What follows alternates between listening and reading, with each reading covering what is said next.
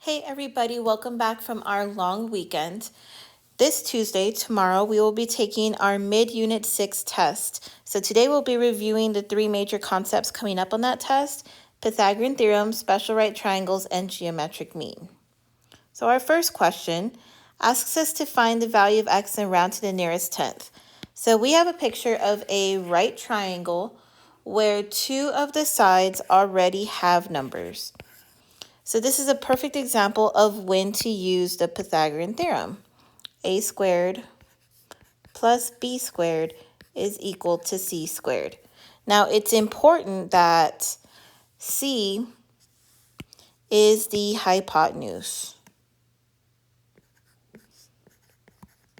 Okay, so the way you can figure out where the hypotenuse is wherever the right angle is, the side opposite from that, that's our hypotenuse. So I'm going to label it C, which means that the other two sides can be A and B. So let's plug in our numbers to our formula. So that would be 9 squared plus 17 squared is equal to x squared. Now, if we had our Inspire calculator like we do in the classroom, we could easily end solve it once we have that formula there, which is menu 3-1. So as long as you have it set up like this, we could plug it in. But I'm at home, so I don't have that. So we are going to do it by hand. 9 squared is 81, and 17 squared is 289.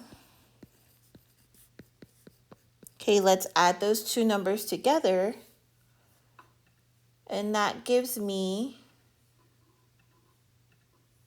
370. Okay, but that is x squared, and I want it to be regular x, so I'm going to go ahead and get the square root of both sides. This is going to give me a decimal, but it says to round to the nearest tenth, so we are only going to have one decimal place. And that gives me 19.2.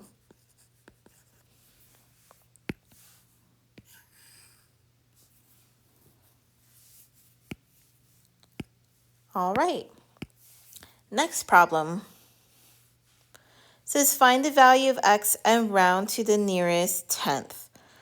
So it is still going to be Pythagorean theorem. They are right triangles, but we're going to have to do it twice. Because if I need to find x here, I would need to first look at the triangle there at the top and know two of those sides.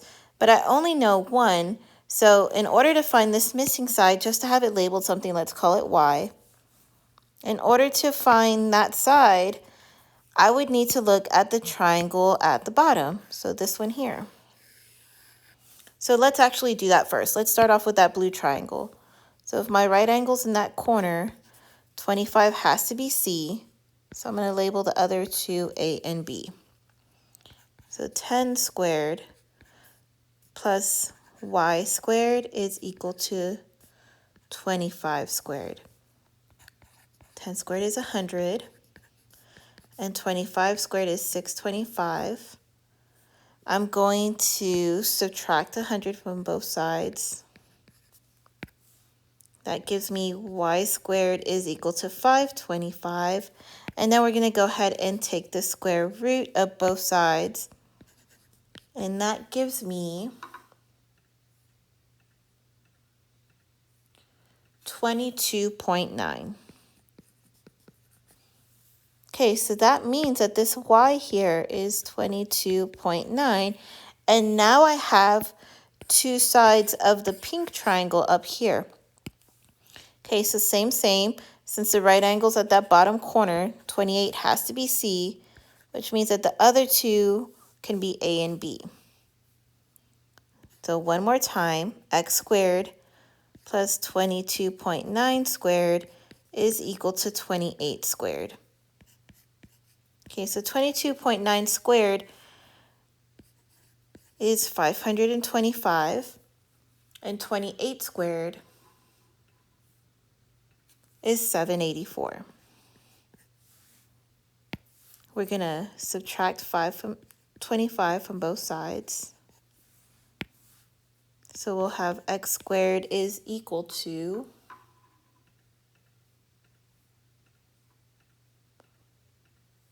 259. And then we'll take the square root, which gives us x equals 16.1.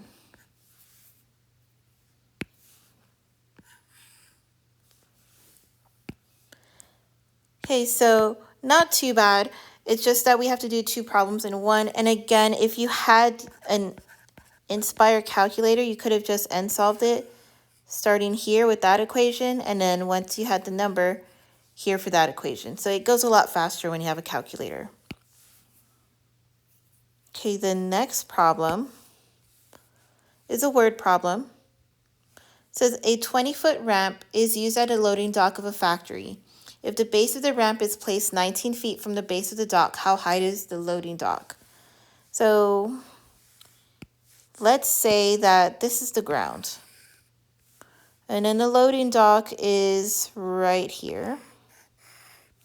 So they're telling us that there's a ramp going to that loading dock. And that ramp is 20 foot. Then they say that the base of the ramp is 19 feet from the base of the dock. So if you were to follow that dock down, this right here is 19. So how high is the loading dock? So that's what we're trying to find. So since our right angle is here, the ramp part would be our hypotenuse, which we would call C, and then the other two can be A and B. So x squared plus 19 squared is equal to 20 squared. 19 squared is 361, 20 squared is 400. Let's subtract 361 from both sides. So x squared is equal to 39. And then we're going to take the square root of both sides. It didn't say how to round, but we're going to round to the nearest tenth like we did the previous ones. And that gives me 6.2, and they are measuring in feet.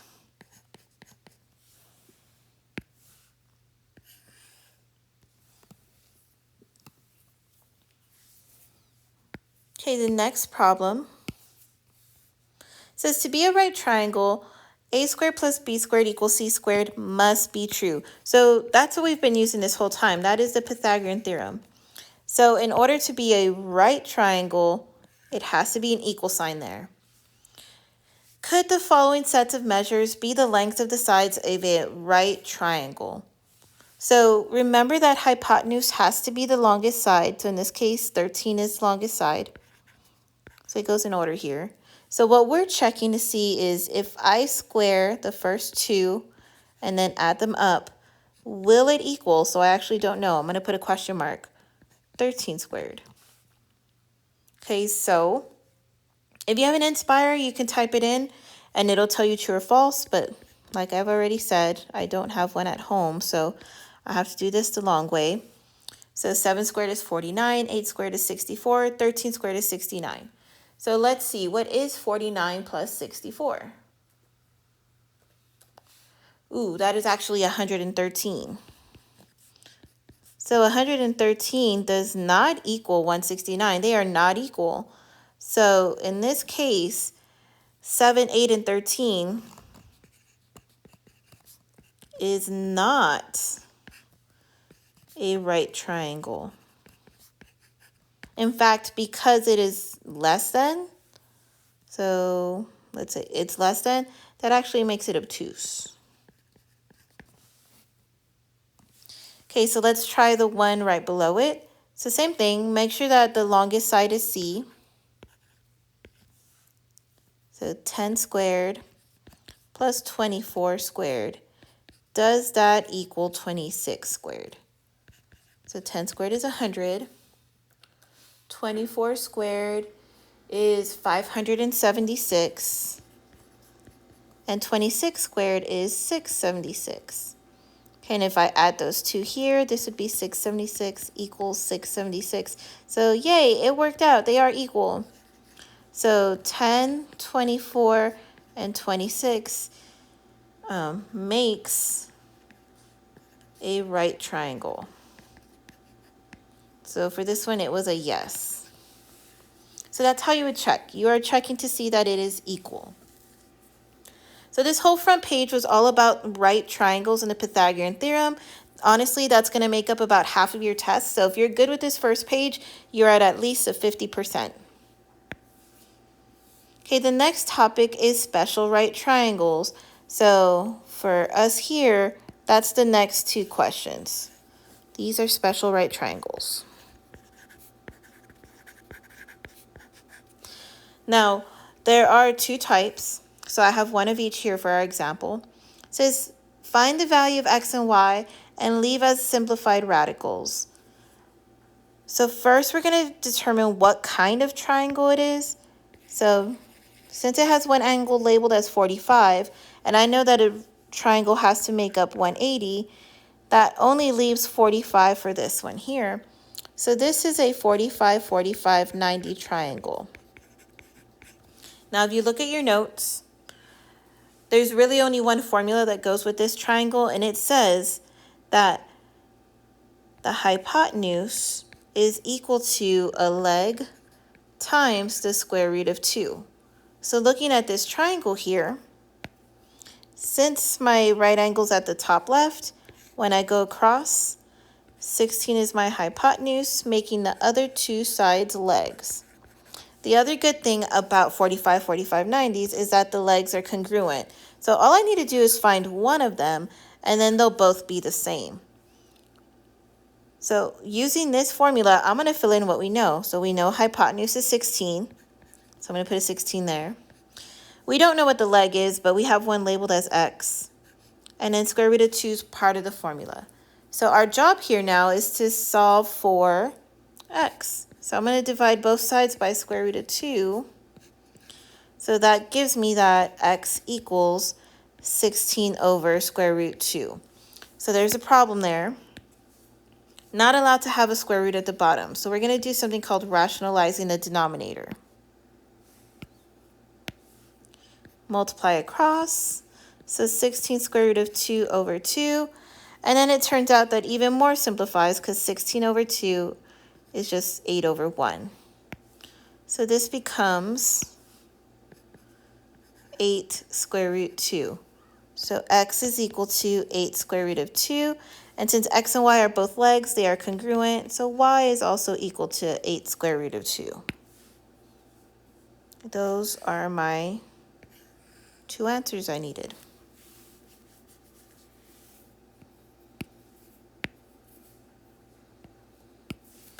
Okay, next one. So a different type of triangle. So again, you have to look at what is given to you. So they give us a 60-degree angle, and then we know the little square means 90. So that would only leave 30 degrees for up here, making this a 30, 60, 90 triangle. So I'm going to go ahead and label the sides first. Across from the right angle, it's the hypotenuse. Now, both of these are legs, only there's a small angle and a bigger angle, so that means that there's going to be a short leg and a long leg. So small angle is always across from the short leg. And then 60 will be across from the long leg. Okay, so with this kind of triangle, there are two different formulas. So it's always best to start with the short leg. Well, the formula says that hypotenuse is equal to 2 times the short leg. So I'm going to fill in what we know. We know that the hypotenuse is 22. 2 is part of the formula. And for short leg, they use the letter y. So in order to solve for y, we're going to divide both sides by 2, leaving us y equals 11. Okay, so that is my short leg here, down here.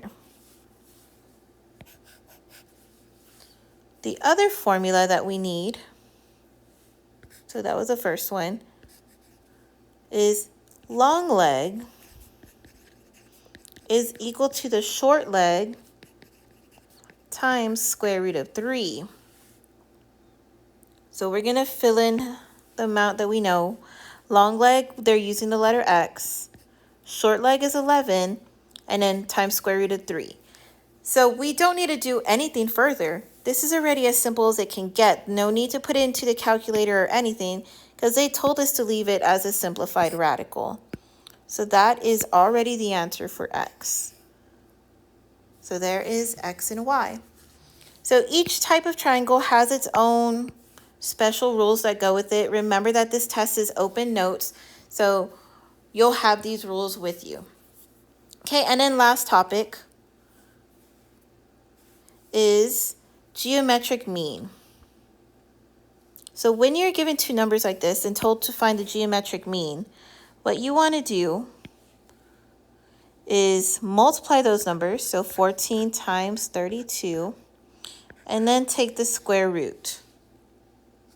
Okay, so let's actually figure out what is 14 times 32.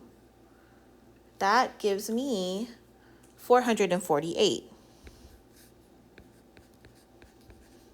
If we're lucky, 448 is a perfect square. So you could just type in square root of 448 into your calculator.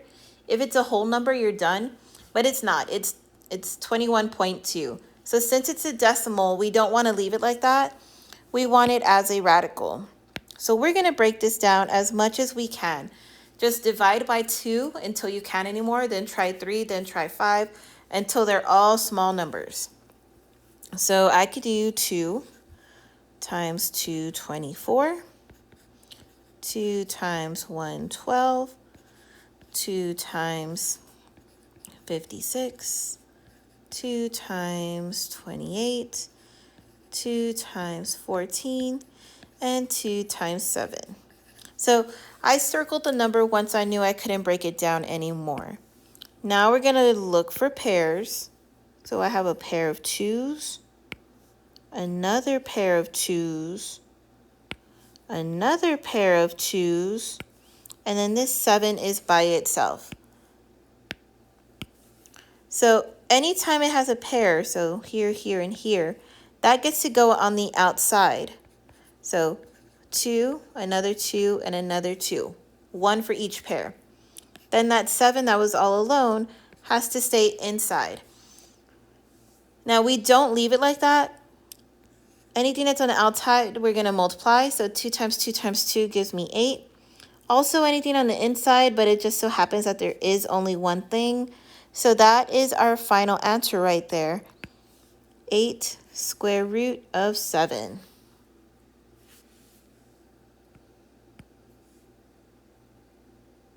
Okay, let's look at our next one. Find the value of x. So when you're given a triangle like this, what you're going to want to do is look at it with the outside triangle in mind, the biggest triangle in that picture. So find your right angle. It's right there in the top left, which means that across from it, this is the hypotenuse. If it's not a hypotenuse, then it's automatically a leg. And then inside, that is the altitude. So since it is our altitude that's missing here, you would look at the geometric mean altitude theorem. So what it says is that the altitude is the geometric mean of the two pieces of the hypotenuse. So in this case, x equals the geometric mean of 20 times 9. So 20 times 9 is 180. If we're lucky, that's a perfect square, but in this case, I know that it's not. So we have to simplify. I'm going to do this pretty fast. So 2 times 90, 2 times 45, 3 times 15, 3 times 5. Okay, then we are looking for our pairs here. So pair of 2s, pair of 3s, and then that 8's by itself. So when we write our answer, since 2 and 3 both had pairs, they get to go on the outside. And then since 5 was all alone, it stays on the inside. But we're going to multiply. 2 times 3 gives me 6. So our final answer there is 6 square root of 5. Okay, and then our last problem for today is still geometric mean, but there's 3 different values we're going to find, x, y, and z. So starting with the outermost triangle, we're going to do the same as before and label all 3 of those sides. Since the right angle is down there, that means that the side opposite of it is the hypotenuse, which if we add up those numbers is going to be 20. Yeah, 4 plus 16. If it's not the hypotenuse, then it's automatically a leg, so that's y and z. And x is the altitude. So we just finished doing a problem about altitude. So altitude is x. And the way we find it, so altitude here, is the geometric mean of the 2 pieces of the hypotenuse. So x is equal to geometric mean of 4 times 16. 4 times 16 is 64. So we actually got super lucky here because 64 is a perfect square. The square root of it is 8. Okay, so let's just try going in order. So say I wanted to do y next. Y is right here. We have it labeled as a leg, so that's a different formula. To figure out leg, it's always the geometric mean of the piece of the hypotenuse that's next to it and the entire hypotenuse. Okay, so for y, since it is a leg, geometric mean of 4 times 20. Now 4 times 20 is 80. 80 is not a perfect square, so we're going to have to simplify this. I'm going to try to do this fast. So 2 times 40, 2 times 20, 2 times 10, 2 times 5. We look for our pairs and our singles. So for y, our final answer would be 4 square root of 5. Okay, and then our last one, z. Z is also a leg. We have it labeled as a leg. It's the same formula. The piece of the hypotenuse that it is touching, and then the entire hypotenuse. So Z is the geometric mean of 16 and 20. So 16 times 20 is 320. We're going to find the geometric mean, or the simplify that radical. I'm going to try to go fast here. 2 times 160, 2 times 80, 2 times 40, 2 times 20, 2 times 10, and 2 times 5. Then we look for our pairs. 1, 2, 3 pairs of 2s, and then that 5. So that actually brings our final answer for z to 8 square root of 5.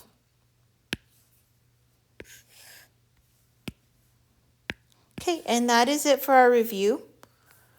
Just a reminder that our test is tomorrow. So I really highly suggest trying to do these even numbers and then doing it on Schoology to see whether or not you get the answer correct. I told you guys before, but just to remind you, for this test, I want everybody to do it on paper. So No Chromebooks. Everybody's going to be on paper. So because of that, make sure that you have all of your notes written. I do have them posted on Schoology the way I normally do, but you're not going to be allowed to use your Chromebook, so you need to have the physical copy written down. So you're only going to be able to use your physical notes. And then usually we use Desmos sometimes, but we're going to use Inspire calculators, which is actually a lot easier. Okay, and that's it for this review. Let me know if you have any questions. And again, reminder, test will be tomorrow.